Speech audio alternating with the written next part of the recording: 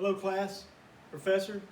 My name is Casey Shaw, and this is my assessment of leadership environment in the movie Crimson Tide.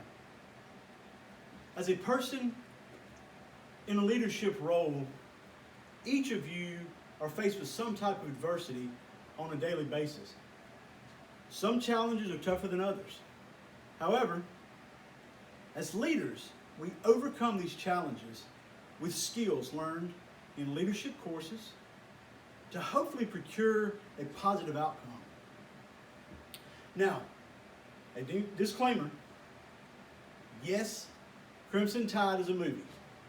And yes, the leadership styles, conflicts, and ethical decision making in the movie are scripted. The movie Crimson Tide provided a set of challenges to the leadership of the boat.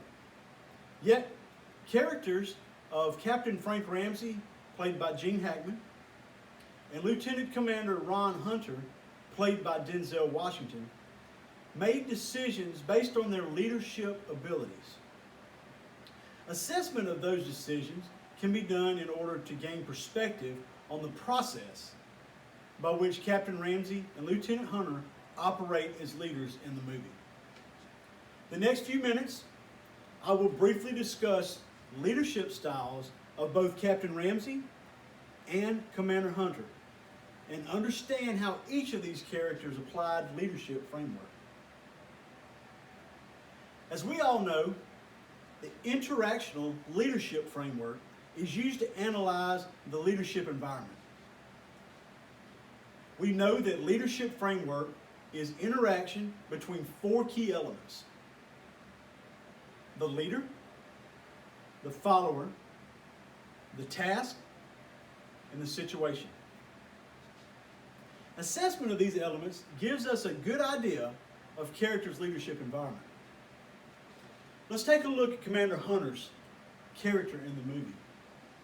We've all seen the movie by this point, and we've observed the situation that Hunter is in both a leader and a follower upon the submarine vessel.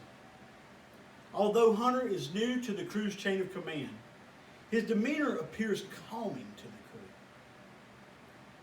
Commander Hunter portrays himself as a confident and able character and displays characteristics of servant leadership.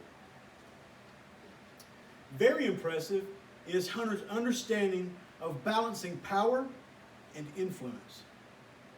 Hunter's balance between power and influence is exemplified in the scene in the command room on whether or not to launch the missiles.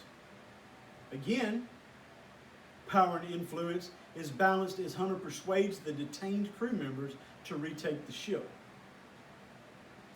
Commander Hunter shows dual focus as he maintains being driven to complete the task, but at the same time looking out for the crew as well. These characteristics stand out to the crew and are essential in building the relationship with his crewmen. Hunter is in a unique situation, and he is assigned to the boat. He is by all means a leader on the vessel, but he is not the top of the chain of command on the submarine.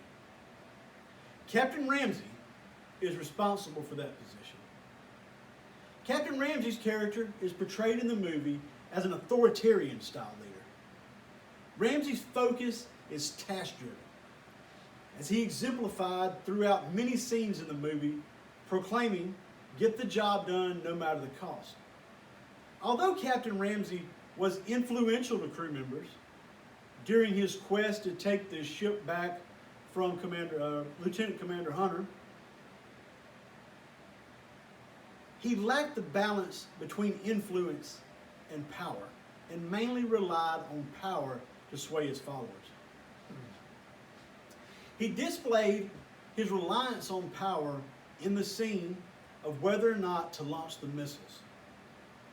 A sidebar of a scene, but one of the most telling scenes of Commander Hunter's characteristic as a leader was the scene where Hunter talked to crewman Vassler about repairing the damaged radio.